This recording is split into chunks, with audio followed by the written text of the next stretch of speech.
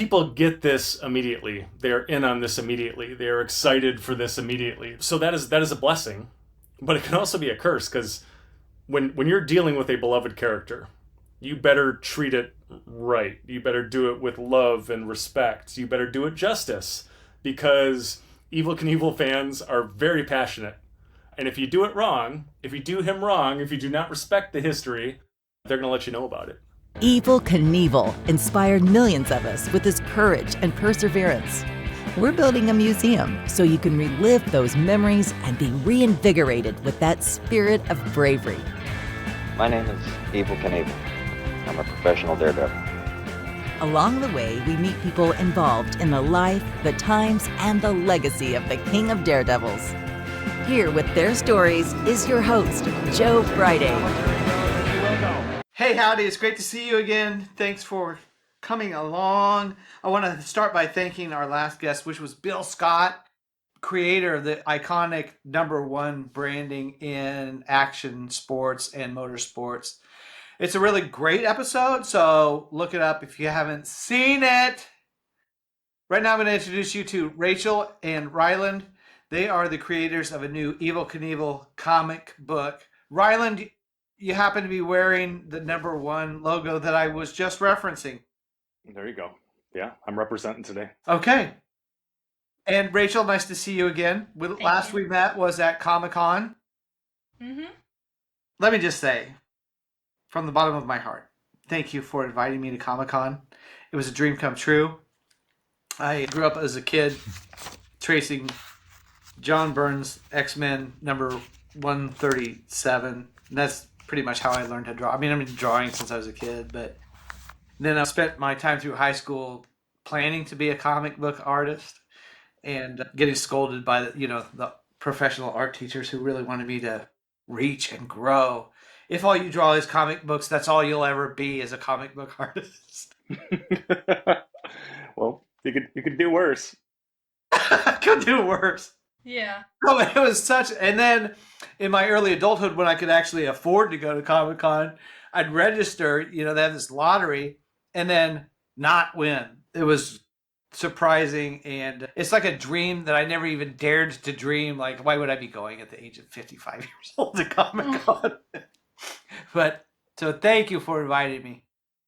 Well, it was great to have you. It was great to have a representative of the Evel Knievel Museum when we were announcing, debuting a Evel Knievel comic book, the very first Evel Knievel comic book, a long overdue Evel Knievel comic book. And it was great to have your insight and your expertise. And it was good of you to lend authenticity to the entire endeavor. Yeah, it gave me something to do between the time that we're building a museum and moving everything. Because we've closed our Topeka location and we're moving to Las Vegas. So yeah. It was neat. It was cool to be able to talk about those memories, to talk about the legend, because all I get to talk about is concrete and electrical and conduit, and I don't even care about that stuff. It was a good reminder of why I even do this.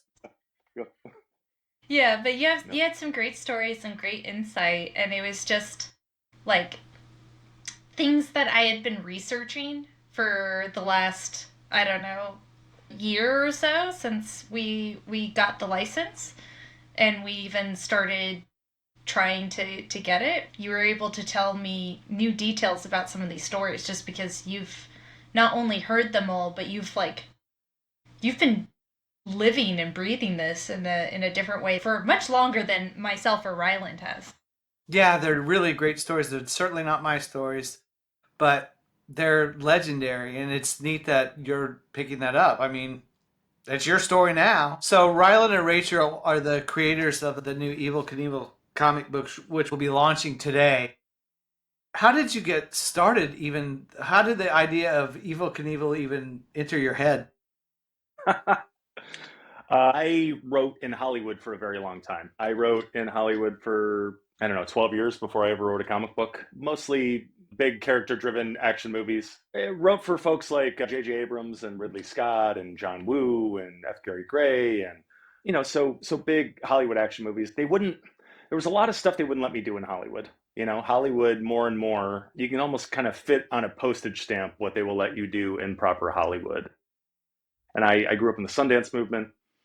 I saw Pulp Fiction. I said, hey, I want to do that because people were doing challenging things, interesting things. They were pushing the limits of what the medium could be. I moved out to LA. I got my snooty film education at the American Film Institute Conservatory, which is where like David Lynch went and Darren Aronofsky. And I'm all prepped up to tackle the world and tell these great stories. And then by the time I got spit out, Hollywood had kind of stopped doing that. And so I'm writing in Hollywood, but you can basically make 5 different kinds of movies in Hollywood. They want them all written a certain way. I got very good at writing those movies. They bought my house, but I was kind of, I don't know, I was left unfulfilled. Comics was sitting there always. I was a comics fan forever. And the beauty of comics was you can tell any kind of story, any way you want to tell it. As long as it was good, you were going to find an audience for it. And that was very much what I found in comics. And I wrote a couple of books. The first book was a kind of a political action thriller called Aberrant.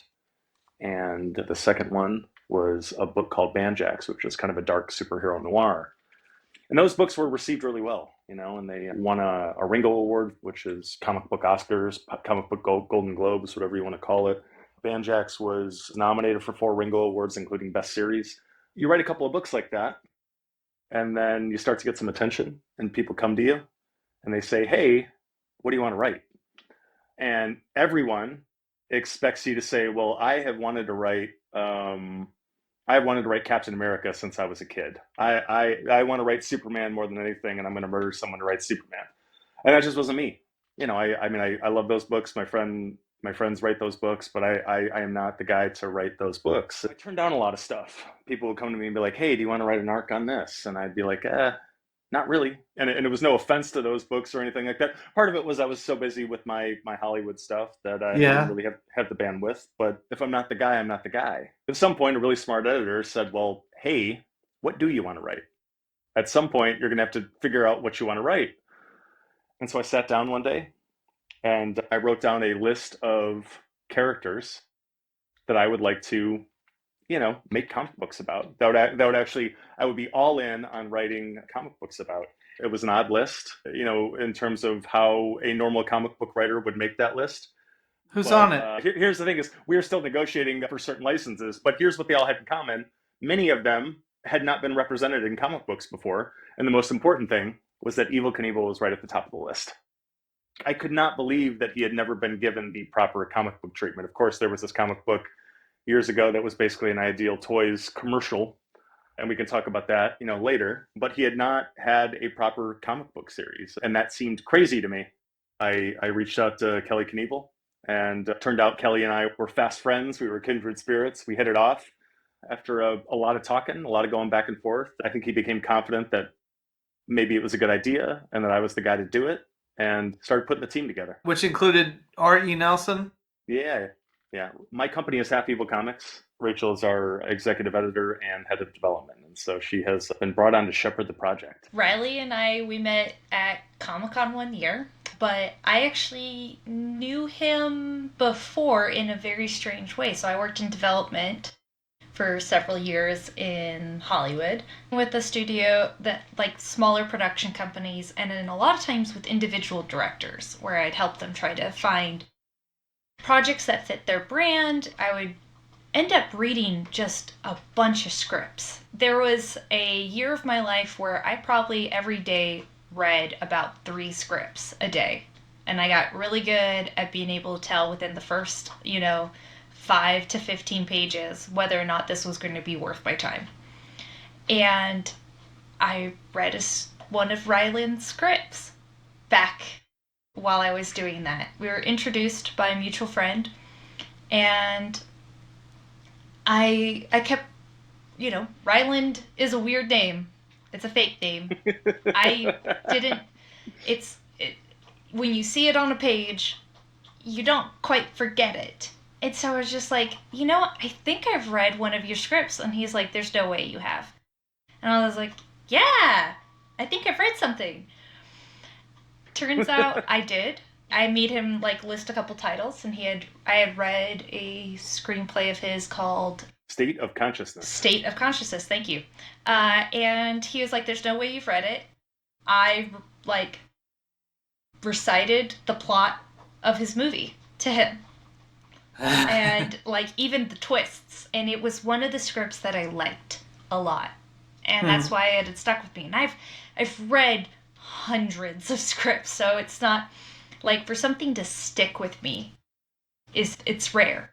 I was a fan of the writing before I met the writer, and we started talking about story and what we liked, what we didn't like. He convinced me to look into comics because I was having a lot of the same problems he was having in the industry, where as a writer, as a creator, as a producer, there was what I wanted to make and what I was passionate about and what people were willing to pay me. And most of the time, they didn't line up. So I was doing a lot of work for projects that I just didn't care about. After the writer's strike and after a bunch of other things that had happened in Hollywood, and, I lost a job, not because I was fired, but just because there was no more work. And he asked if I wanted to come on board, and I enthusiastically said yes. Was the comic books industry affected by that strike? Still is being affected by that strike. Good for us in some ways, not good for us in other ways. It used to be that there were 5 comic book companies, and they were all kind of run by 50-year-old white guys, and you had to go and get the permission of one of those 50-year-old white guys to do your comic book. And, a lot of gatekeeping and a lot of poor decision making and all of that stuff. The comic book industry has changed radically, and part of it is because of the strike and COVID and now tariffs and all sorts of craziness that's happening. But crowdfunding has become a really big deal, increasingly so. And what it has done is it has given the creators the power. You no longer need permission to make your book. You can take it direct to market yourself. There's a huge and enthusiastic audience on Kickstarter, on Indiegogo, and more every day. I would say that about 60% or more of the comic book business is on crowdfunding platforms now. And it has empowered the creators. I mean, it is very hard to make money putting books in comic book shops as a creator. But if you go to Kickstarter and you make a good book and you have a good reputation, you can actually make the book you want to make. You don't have to answer to anybody. And so that is what has happened. Really, what we're seeing now is we are seeing the birth of a lot of micro publishers. And that's what we're doing. Is I started out as an individual creator on Kickstarter and built a good reputation and made a couple of hits. People started looking to me almost kind of like as a tastemaker, and so you start to grow, and at some point you realize, oh, I'm not a creator anymore. This is a company, and this is a larger enterprise, and you start bringing on people like Rachel, and David Avalone is a very prolific comic book writer and editor that we've brought on to do some work. We are in the process of kind of building out the team slowly but surely, and we have kind of a battalion of really talented artists who have won Eisners and Ringo Awards and Harvey Awards. And it has really become this bigger thing. It is bigger than me. And we started out publishing my books, but now we're publishing other people's books. And we started, acquiring licenses, which is, a standard company move in the comic book business. Evel Knievel was the first license that we went after and the first license that we secured. We're going to do it in a way that I think people are going to love. And we're going to do it in a way that no one else would have done it. And I think that is a very good thing. And so when you ask, well, did all this stuff affect the business? I think that's how it affected the business. Without those twists and those turns, as hard as they were to eat for a lot of us, we don't end up here without that happening. This is where we are right now. There are things that are wrong with the business, but there's a lot that's right now. And this is one of the things that's right. That's interesting that you both mentioned there are things that you could not do in Hollywood anymore. What are you doing with the comic books that you couldn't have done in Hollywood? It was about experimental elements. I mean, when I was coming up in the Sundance movement, you had these directors that were really, they were just pushing the envelope. The Tarantinos, playing with story structure and playing with unreliable narrators. My day job was telling A to B to C stories, regular vanilla ice cream stories, right? There's a way you tell it this way or else.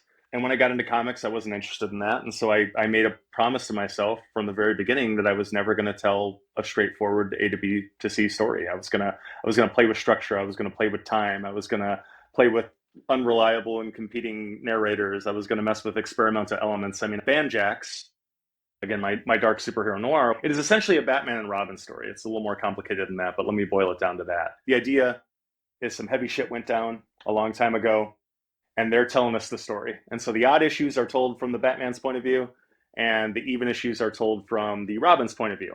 They're telling very different stories about the same events, and you have no idea what is actually true and what isn't. And you're never given the keys. You are left as the reader in the end to figure out, well, what actually happened. I don't know. But all this sounds very familiar to me, by the way. Okay. I deal with a dozen unreliable narrators with every Knievel story. Yeah, I bet. That is so interesting because, I mean, I've digested so much Evel Knievel content, over the years, but particularly in the last year or two. And, he is a folk hero. These are folk tales, and everybody has their twist on it. And it was funny. It was something that, I mean, you probably got the sense that I was doing it at San Diego because we spent a lot of time together at San Diego, and I would corner you and get a story out of you, and then I would corner Kelly and get the story out of him.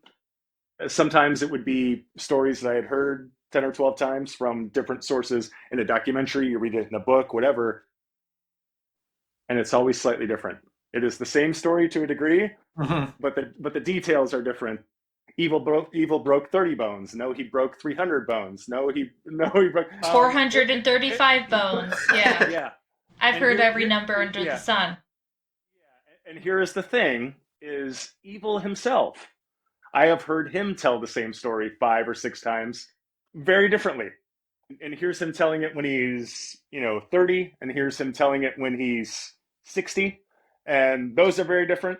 Where does the folklore begin and the reality end? And it's such an interesting relationship. It's such an interesting, dichotomy, a push and pull, a tug of war. I love it. And it's been one of the real joys of writing this character. Yeah. How do you balance truth with myth and with this legend?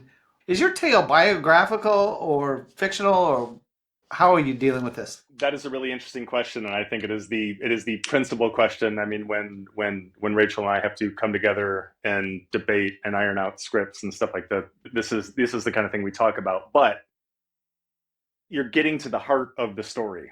This is the interesting thing about this whole deal. In the beginning, the original pitch when we started talking was like, well, let's make Evel an adventurer, right? Let's cast him almost as a superhero, as kind of the swinging dick hero that's going to roll in and solve a crime or whatever. This is an approach that has worked before, that has been used before, right? There was the television pilot starring Sam Elliott, and the idea there was basically, well, Evel is traveling around with his stunt show.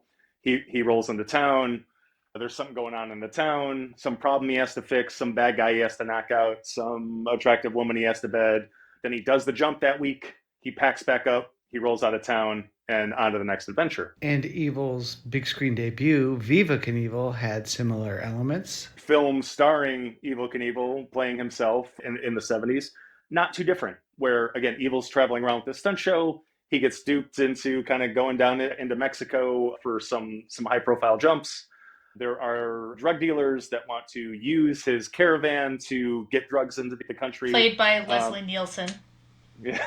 he has to knock out the bad guys. He has to bed the attractive reporter. And so from the beginning, the stories told have been this kind of blending of fact and fiction and all of that stuff. So the original pitch was, well, let's make him an adventurer. Let's do that. But okay, what is Evel Knievel's Smokey and the Bandit? What is his No Country for Old Men? We're going to cast him. It's going to be him. He is a daredevil. He's rolled into town on a steel horse, but the town has been set upon by some evil. He's got to knock out the bad guys, bed the attractive woman and roll out of town. And that was really interesting. And so we started from there. But as we started to develop it, and as we started to talk to fans about maybe real, true Evel Knievel fans about what they would want, we got interesting feedback. And the idea was like, well, that fact more interesting than fiction. Whatever we could make up about this guy was not nearly as interesting as what actually happened or what people were accepting and saying it actually happened. And That was such an interesting place to start from, where it's like, well, we got all this great stuff. The idea that we wouldn't use this great stuff is crazy. It's just sitting here. It's just sitting here for us. And then so we started reaching out to fans and talking to them. And there are a lot of amazing Evel Knievel fans in the comic book community. If they were going to show up and they were going to show up enthusiastically, they wanted to see Caesar's Palace. They wanted to see Snake River. They wanted to see this and this and this. And then what we realized also was that a lot of comic book fans are, they're younger. They know of Evel Knievel because who doesn't? But they also kind of need to be educated, right? Yeah, that's basically where I was. I didn't grow up with Evel Knievel. I didn't grow up with Wild World of Sports. There was reruns going on when I was a kid. Every once in a while you would catch it, you would watch it, but there wasn't this impact into my life about Evel Knievel. My real first introduction to Evel Knievel was the movie Hot Rod. I went and saw it with my dad and his best friend, and it was because they were super excited that there was someone else in the world that was kind of excited about Evel Knievel. So it was kind of like, let's go watch this. Hey, it's that guy that you think is funny from SNL.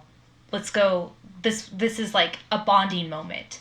They definitely loved just all the craziness that he was doing because that was them. They're like, oh my God, we were the ones that were, setting stuff on fire and doing all sorts of crazy things and trying to do a jump in our backyard and trying all the different stunts.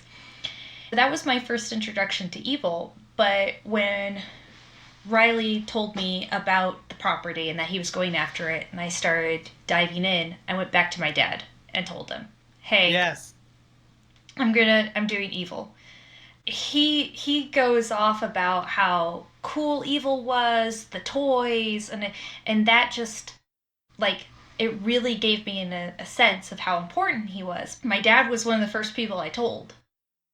My uncle was the next person I told, and I have never seen my uncle so excited about something I've worked on until when I told him about Evel Knievel. And man, he was just giving me stories, but I also realized how much I needed to be educated about him to really understand how big of a deal he was. It was incredible as I could go to any of my uncles, any of family friends, people like my godfather, and I'd be like, oh, I'm doing Evel Knievel. And they're like, oh my God. I love that. You're doing Evel Knievel? Oh, that's the coolest thing. And I was like, I have done, I worked on Star Trek. Yeah. No reaction. No. Evel Knievel? Oh. Yes! Yeah. I really paid attention to their enthusiasm, their passion, their love, what made them want to be Evel Knievel. As someone that wasn't around, that has been one of my big things. As Rylend said, we need to educate the younger fans. And I'm going, okay, this is a moment where one generation gets to explain to the other generation, hey, here's something, let's share this thing that was important to me as a kid, and let's share it with you. And maybe we can find this really cool place in the middle to meet, and it's super exciting. And now I get it. There's something about seeing how excited they all got about Evel Knievel was okay, this is how I feel about, the Wicked musical.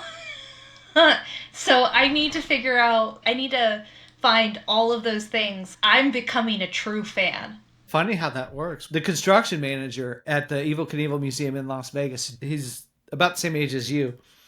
And I don't think he was particularly enamored with Evel Knievel. It was just another construction job until he tells his dad. So it's just like your story, Rachel, right? What? I'm so proud of you, son. It is great to see the passion come out of people. It's great to see people just their eyes light up when they hear the word. Mm-hmm. My experience was different than Rachel's, but similar in ways where, again, I was born after Evel had stopped jumping. So I did not see him jump live, quote unquote. But Wide World of Sports, the jumps were still being repeated constantly. I grew up in Detroit. My dad owned a bar, and so I kind of grew up in the bar. And on Saturdays, Wide World of Sports was on. And these guys these guys did not settle down for anything. They talked, from the moment they walked in the bar to the moment they walked out. Never shut up about anything, arguing about this, arguing about that. And there was very little that would, even like a World Series game is on and these guys aren't going to shut up. These guys in the bar didn't shut up for anything. But man, when Evel Knievel would come on the TV, you could hear a pin drop in the place. These guys were riveted. And they were glued to the TV. And I am this young kid watching this. And I am just like, there has been a seismic shift in the universe. And what happened? And it's that this lunatic is on the screen. I say that in the most loving way possible and with all the admiration. Here's the thing, is like this was a bar full of working class ass kickers in Detroit. And these guys, you had to earn respect. They didn't fear anything or anybody. But man, did they worship the ground that this guy walked on. And just point to him and it was like, hey kid, this is the guy. It's something that you have to realize is that if you want to be a man, here is the gold standard, right? And again, these were guys that just had massive balls, like just down to the man. And there was the guy in the bar that you didn't mess with. It's like, oh, Gary will kill anybody. Don't mess with Gary. But Gary would not even Gary would mess with Evel Knievel. That was where we were. And so you're growing up and like, and you just see that. It's like, well, this guy is a living, breathing superhero. This guy he can literally leap over tall buildings in a single bound and drives through brick walls. And that just moved me to the core as a kid. And I carried it with me. It was a constant measure of a man as I grew up, where it's like, anytime you were going to jump over anything, and everybody wanted to jump over everything when you're a kid, it was like, oh, you're pulling an Evel Knievel. Oh, yeah. Oh, you went Evel Knievel, huh? Oh, he fell, but he was trying to be Evel Knievel. The guy's name just rang out. And very early on, I mean, I raced BMX bikes because of Evel Knievel. I was a sponsored racer. I was sponsored by Dyno. I raced competitively and leapt over anything that I could because of Evel Knievel. He greatly influenced my dad. My dad rode a motorcycle all my life because of Evel Knievel. He had 2 daughters, but as a dad, who wanted 2 daughters, loved his 2 daughters, but also, he wanted us to get back up the way Evel Knievel would get back up. We had some of the most interesting, I guess, training as a child. There's some interesting psychology with some of it, but one of the things that my dad would do is he'd be like, okay, girls, I'm going to teach you how to jump out of a moving vehicle. And you're like, okay, let's go. Oh, we thought it was the best. It was the most fun in the world. We had who could jump out and if you could not cry. My dad had a phrase all the time. If you were a kid and you fell and you were like, Dad, and he'd be like, is it bleeding? And you're like, no. And it's like, why are you crying? But back to the original question. So we are blending the history. The history is very important. We are leading with the history. Longtime fans are going to show up. They're going to see the history. It's going to be a celebration of the history. It is going to be a loving tribute in the best way. New fans are going to show up. They're going to learn how and why this guy was the baddest motherfucker low down in any town. But we are also making him an adventurer. The idea is that he still has bad guys to knock out. He still has women to bed. He still has, wrongs to right. But it's all happening against the background of the actual history. The first series is called The Last Gladiator. It is a 4-issue arc. It starts off at Caesar's Palace and it ends at Snake River. And we hit a lot of key moments in his career. There was a primary antagonist through the whole thing. It is an outlaw motorcycle group called the Lamplighters. Evel has a long history of clashing with the outlaw motorcycle types. Don't need to name names, but the outlaw motorcycle types.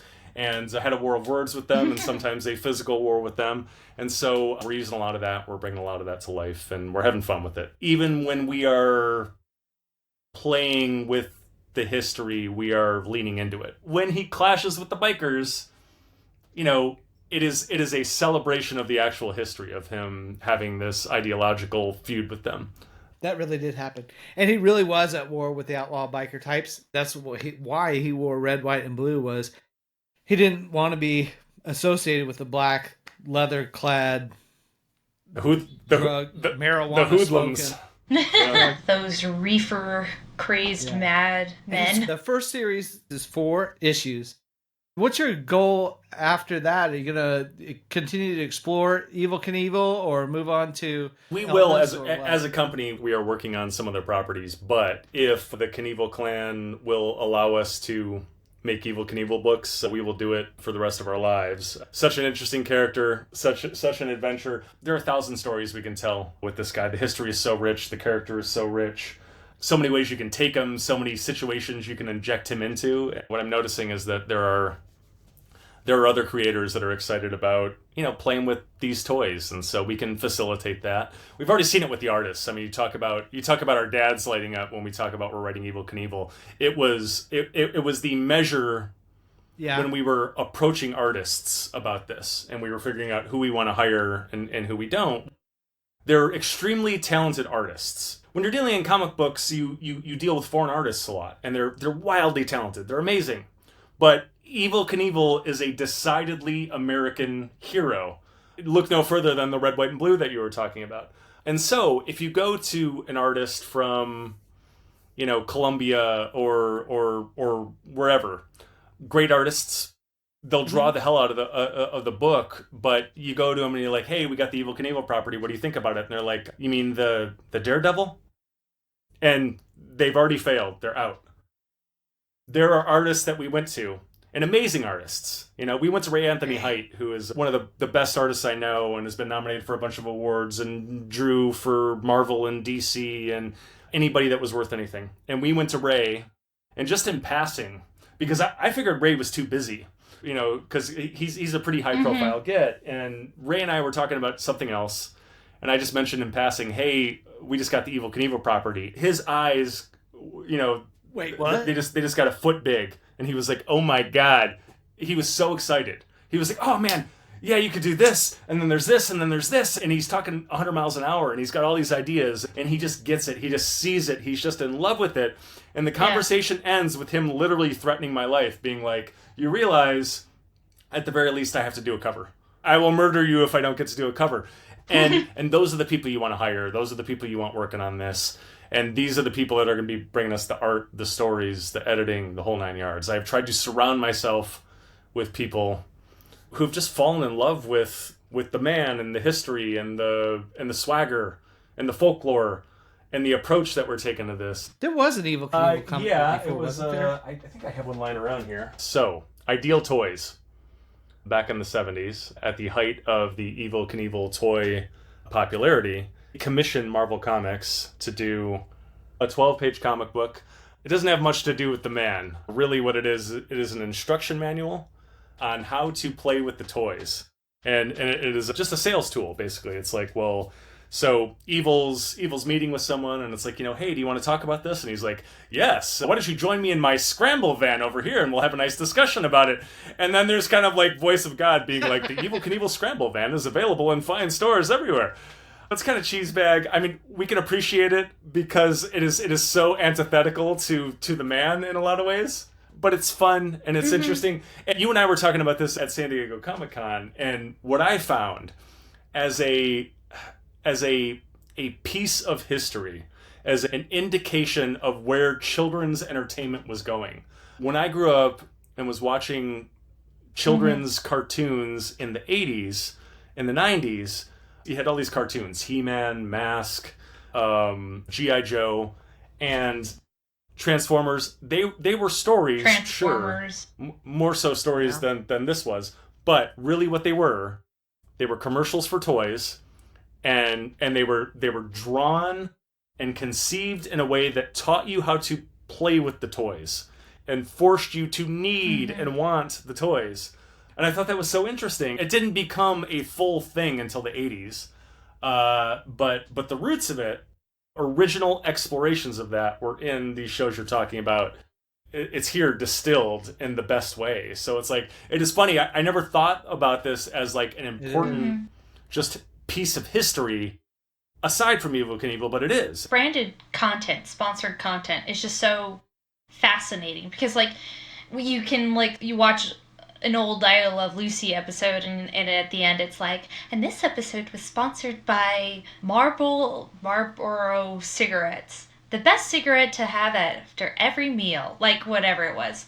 You had these guys, like Evel Knievel, the way that he branded himself, the way that he marketed himself, it reminds me also of, oddly enough, Walt Disney, where the story behind Walt Disney at the theme parks is like the Magical World of Disney, that TV show, is how he paid for the theme parks. And so but it's also just one long commercial for the theme parks. This is the same, it's like that same kind of thing. It then, eventually, this turns into, the Mr. Beast games that are also selling Mr. Beast candy bars and soda and stuff like that. It all comes back to these really interesting roots. And, yeah, sometimes they're not, it is funny. So you have the voice of God just saying, hey, you could go buy this here. But there's something interesting about, I especially love, there's a page of that comic where he has to crash his car. Yes. On purpose to, get out of trouble.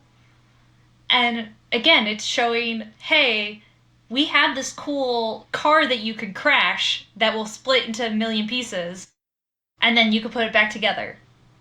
That is a better version of sometimes what you see in a YouTube video or anything else where they're like, and this episode was sponsored by Raycon earbuds. That's how I'm currently listening to you. And you're like, okay, shut up. True. Yeah.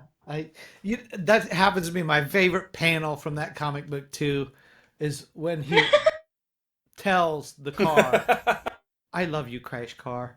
We went through the comic book almost panel by panel while we were at San Diego Comic-Con, and there are just certain things where it was the thing we discovered is, so his motorcycle, there's a panel where it talks about the motorcycle's complex high-tech suspension system that allows him to land effortlessly and without injuring himself. Yes. And we both had to stop and be like, the toy had better suspension than Evel's actual motorcycles did while he was jumping, because he's jumping on desert bikes or whatever that had 1.5 inches of give, and it's like, well, if he had that sort of suspension on his actual motorcycles, then maybe a couple of these jumps would have went a little better for him. Ideal Toy Company came up with these things and then paid to have made life-size models as if they were real. He didn't really jump the stunt and crash car ever. But they did build a full-scale model out of a 1972 Gremlin that would crash into a wall. The hood would blow off and steam would pour out of gas cylinders. And we've got that at the museum. AMF had that trike that a kid could drive around. It was about the size of a big wheel, if you remember those when you were a kid. And they had a full-size trike that he rode onto the Sonny and Cher show. That was a full-size model of it. And we've got that, and it's cool. And, of course, the Sky Cycle or Rocket. Yeah. That's one that he actually did use. It's amazing. Yeah, I mean, it was so shocking to me that, again, you look back, and it's like, well, this was it. It's like he had this amazing character, this better than fiction character lying there the whole time, and nobody did anything with it. Have you heard any reaction from the fans or otherwise about your Kickstarter campaign that started today? So I have an interesting fan story. We're trying to do all sorts of different weird marketing things, and I went onto Reddit of all places just to see what was going on out there, and I ended up making friends with the moderator of the Evel Knievel's subreddit. He basically was like, this is the best thing to ever happen, and talking about that Wembley story. He's so down with everything, and he was just like, I cannot believe it. You have to do the arc where he comes out here. Because the guy I was talking to, the guy that he's Scottish. And so he's an Evel Knievel fan that saw him jump out there. It was just such a weird thing to be like, I just made friends with someone halfway around the world because of Evel Knievel. It's really funny. I mean, the fans are wildly enthusiastic, and it's like an immediate open door invitation. It's an immediate bonding thing where it's like, oh my god, yeah, Evel was and we saw it at the con panel where it was like there were just people that were people that were just so excited and they were just so on board. And it's like, my dad and I, we watched every jump. When I was 12, I made this jacket and I wore it every day until it fell off of me. And they're so thankful to us for doing something with the character, with the property. People get this immediately. They're in on this immediately. They're excited for this immediately. So that is a blessing, but it can also be a curse, because when you're dealing with a beloved character, you better treat it right. You better do it with love and respect. You better do it justice, because Evel Knievel fans are very passionate. And if you do it wrong, if you do him wrong, if you do not respect the history, they're going to let you know about it. You know better than anybody. I know. Yeah. Expect to get fact checked. I guess I'm used to it. I don't know if I'm prepared for the volume to get turned up the way it'll get turned up. I think it's a good thing overall, because that's how much they love him. I remember the story by R.L. Stine, who wrote the Goosebumps books, and he said, like, the best fan letter he ever got was from, like, an 11-year-old who said, "I've read every one of your books. They're just okay." I think the energy that we're gonna get is that someone's gonna be like, "Yeah, I bought every issue, and I also bought all the swag and the merchandise. You know, you messed up. He didn't actually jump 12 buses. He jumped 13 that one time. So, just so you know." Yeah. It's also thanks, like to a degree, I love you. There's like, I mean, because here's the thing. It's like certain things are inarguable. So much of this stuff is totally not verifiable. And again, like we talked about it right off the bat, where it's like, well, I get a version from Kelly. I get a slightly different version from you, Joe. I got a slightly different version from this book I read. I got a slightly different version from a guy who was there in a documentary 10 years ago. And so there are people who will be militant that their version was the right version. But I don't know. A lot of this stuff is not verifiable. But again, it is the beauty of the subject matter. It is why this stuff is amazing. And it is something that we are trying to celebrate, in the book. We are treating all of this, it's fact, but it's also folklore. And where does the fact begin and the folklore end? And you guys are going to do an awesome job. I can't wait to see it. The first issue of the Last Gladiator arc is available on Kickstarter on September 15th. It's a Monday. You can just go to Kickstarter and search Evel Knievel and it'll be there. I'll put that in the show notes. Best way, pre-order your book. And also there's a lot of really interesting add-ons and goodies that you can get that will be exclusive just to the Kickstarter. You're going to love what we're putting in front of you. And we're doing it with love. Yeah, make sure you check out every cover, because we'll have multiple covers. We're going to have one by Ray Anthony Height, one by Flops, and David Comic Costa. book legends there. Rachel, I have a question. Thank you. Yes, what is your question? Our museum is moving to downtown Las Vegas. It is. What has your experience been with downtown Las Vegas? Do you have any tips and tricks for us? So, I lived at the Plaza Hotel on Fremont Street for roughly 2 months. I was working on a TV show called Cash Floor. It was literally in the Plaza Hotel, in an elevator. What we would do every day is we would just you would ask random people if they wanted to be on a game show, and that's all they knew, is that they were going to be on a game show. They didn't know where it was, and we'd be like, okay, yeah, you got to come with us, and we're going to go into the elevator, and we're going to take you up to, where we're filming. And they'd be like, okay. And then we'd go in, and then all of a sudden lights would go off. It was just great to pull random people, because a lot of times they were, they've been drinking, they've been whatever. And my job on the game show is I was actually writing the questions. That was my job, as I was a writer for all these questions, and trying to figure out, after the first week of running this game show, we went, I gotta dumb down the questions a lot. People are way too blitzed to be answering history questions or stuff like that. Where are you? How did you get here? And I lived in a hotel room. And something that I discovered about Vegas that I love more than anything is the food. in Vegas because you can get any type of food you desire because it's like since the casinos are there, since they're already bringing in just like boatloads of all this stuff, you can go and get like a lobster eggs Benedict at like a Greasy Spoon diner. Oh my god, just the food is phenomenal. Also, Fremont Street. I love that you guys are at Fremont Street because like there's the Strip. And that's where people go to go visit Vegas. They're going to go to the Strip. Locals go to Fremont Street. And like it's such a different vibe. You just walk around. It's so like the lights there, everything just feels like real Vegas in a different way. If you also are a big fan of thrift stores, I love thrifting.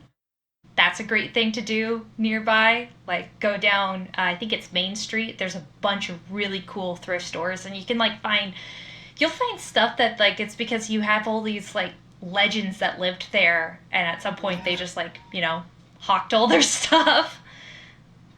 I think you can go with a plan, or you can just go without a plan. There's all sorts of cool things that you can see there. We are planning as part of our promotional tour of, Evel Knievel comics. We are planning on coming out and visiting Evil Pie and, seeing you. We can't wait to get into the museum. Once the museum is up and running, we'd love to do an event there also.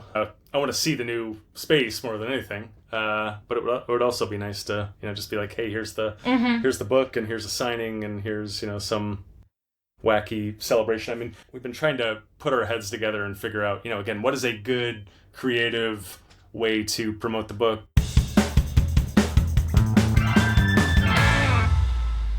How do you inspire courage in others?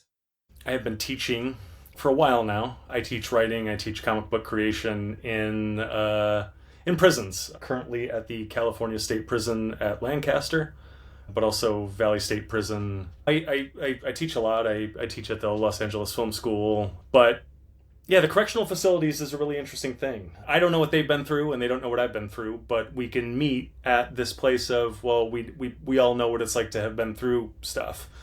And I should not be where I am today. I grew up in a housing project in Detroit. Life was not easy growing up, so I've been through some stuff, and so I know what that's like. I was able to kind of bite and claw my way out for a couple of reasons. Guys that grew up where I grew up did not. They were born, they lived and died all within like this 5-mile radius, right? They did not get out and become Hollywood screenwriters and write comic books about legendary figures. That was not on the menu for a guy like me. But there were a few people in my life, and Evel Knievel chief among them, where Evel Knievel was a dirtbag kid from a mining town. And he bit and clawed his way to becoming the most famous man in the world. And that was just such an inspirational story. It's like, look what we can do. And it was not without its trials and tribulations. The guy fell over and over and over again. He almost died over and over and over again. But every time he got up, he dusted himself off, he healed, he got back on the motorcycle, he jumped again. And watching that was very inspiring to me. So that was part of it. The other part of it was, well, we all go through stuff. I am not unique, and that I've been through stuff. What separates me from other people was that I turned towards it. I didn't run from it. I over time decided to deal seriously with it, right? This has been kicking my ass my entire life. If I do not stop and turn towards this and put it to bed, then I'm done. How I dealt with it was writing. I've done the therapy thing, I've done the group thing, and talking about my stuff helps.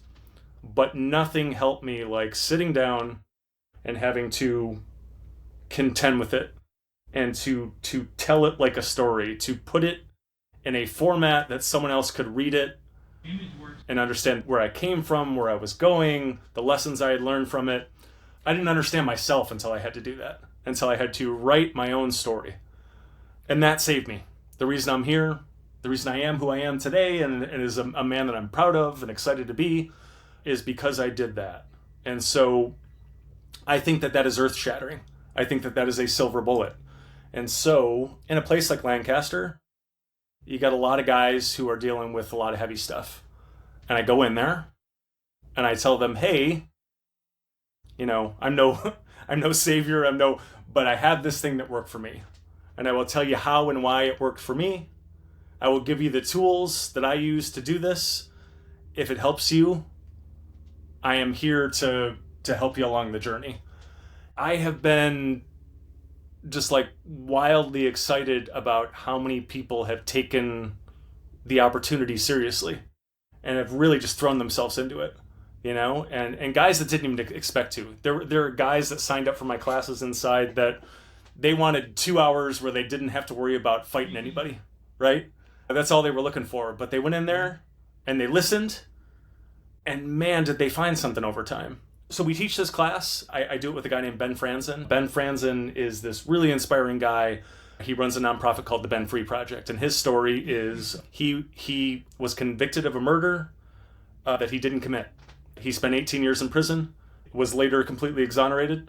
Should have been completely exonerated much sooner, but sometimes life deals you a bad hand. But now he is out, and he is trying to make the world a better place. And in prison, there were certain programs that were open to him, and like me, writing helped him deal with what he had to deal with. Writing saved him, and he wrote his way out of prison to a degree. Like, the reason he was able to prove his innocence was because he started writing about it. When it was clear that he was going to be getting out, he applied to the writing program at UCLA. He was accepted while he was still inside. He moved from prison to a UCLA dorm, and that was where he founded the Ben Free Project and started kind of inspiring people by telling his story. He is now in a grad writing program at San Diego State and applying to doctoral programs and getting published everywhere. He and I go in together, and we teach these guys, we give these guys the tools that helped us. And so we teach the class, but the other thing we're doing is one of the other things that Half Evil Comics is doing, my company that's publishing the Evel Knievel book, is we are publishing an anthology of stories about the carceral experience. And so the stories come from people inside. Carcerally affected is a pretty big basket. That can mean a family member at home who's dealing with, losing somebody. It could be the victim of a crime. It could be a guard. It could be a police officer. It could be any of these things. It's mostly people who are inside. And so we are pulling stories from the classes we're teaching. We have formerly incarcerated National Book Award winners who are contributing, Eisner-winning comic artists. We are putting this anthology together of stories from this experience.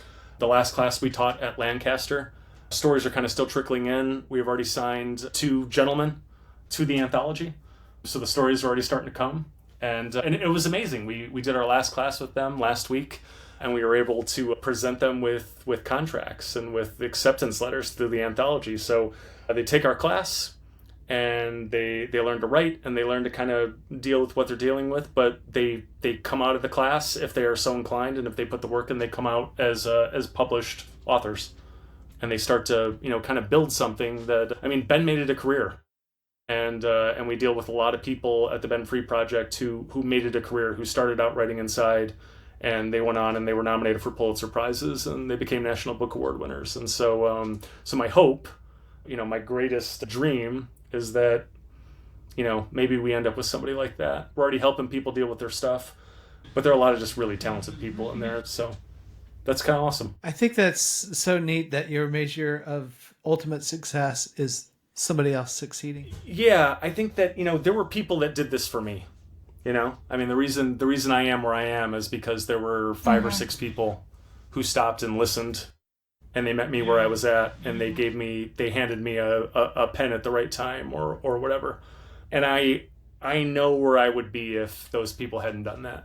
It is now my duty to pay it forward. And so when we started Half Evil Comics, it was built into the mission statement. It was that we are going to inspire as many people as humanly possible to do this. This is possible. This is helpful. The act of creation is helpful, but the books inspire people also. My first comic book, Aberrant, is kind of a Hollywood action movie. But really what it is this treatise on loss.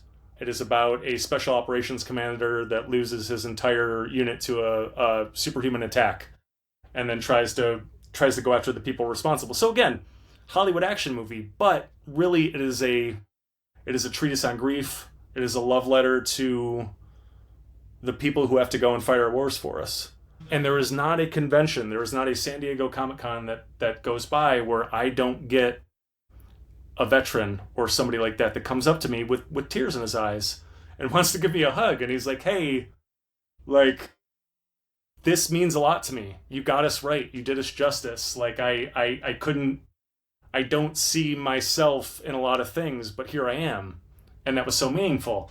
And I was dealing with my own loss, and my family was full of veterans, and my dad died of cancer caused by Agent Orange exposure in Vietnam. And this dumb action book was my way of dealing with that. The fact that has such a positive effect on others is kind of amazing. It's kind of earth-shattering. And if you don't take that seriously, then there's something wrong with you, I think. I think so too. You know what I hate? The fact that that you really feel inspiration more from tears than laughter. I want all my inspiration to be joy. But you're right. I mean, the most impactful stories from museum guests are these guys that are beaten down and find the courage to stand up to their oppressor. There's hope and joy in that, I think, which is really nice. And that's something that I fall in love with stories where there are, like, Evel, we know the end. We know what the end of his life was like. And while it was very tough because of all the pain and all of the broken bones, broken relationships, broken all these different things, at the same time, there was a sense of hope and joy at the end, because he was able to go back and make right what he had screwed up. And he was able to find redemption. And he was also able to inspire this new generation. And I think that that's fascinating. And there's light at the end of all these tunnels. True joy is that feeling of, like, certainty, hope, peace that can't be taken away from you. It's not just, oh, I laughed and that was joy, but there's, like, you can have joy in the bad days too. I wanted to welcome both of you to this super fantastic group of fandom. And just to let you know that we're here for you. If you are watching, you might see my initials. It says R.E. Nelson. So my nickname is Rero by my family. So you can find me as Miss Rero, MS.REEROE, pretty much on everything else. Or you can hang out with me with the Half Evil Comics label. You can find us on all socials, including YouTube, where we have a wonderful podcast hosted by Rylend and David Avalone. It is called The Writer's Block. We want a telly. And yeah, go hang out with us there. Do not short me a telly. 2 tellies. I'm so sorry. Yeah. Well, I will not short you a telly, sir. Sorry. Yeah. I am at Rylend Grant. That is RYLENDGRANT. If you're just listening, I have to spell it because it's not a real name. My parents just kind of drunkenly arranged letters and saddled me with it, and so now I got to spell it for you guys. And then, yeah, we do have this great Business of Comics podcast that has been celebrated, and plenty of good Evel Knievel content coming on both of those. We'll have Joe on, we'll have Kelly on, and, you'll see us at the museum down the road and at Evil Pie. If you're an Evil fan, you're going to have a lot to chew on. So come eat. Yeah, come eat. Well, until next time, y'all, happy landings. Happy landings! Happy landings. All right. Thanks. I'll see you guys. All right.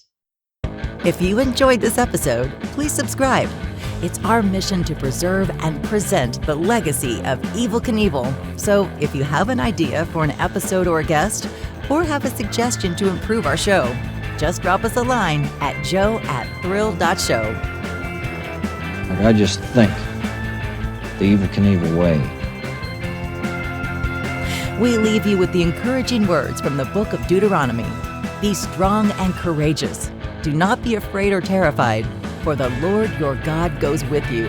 He will never leave you or forsake you. Until next time, happy landings.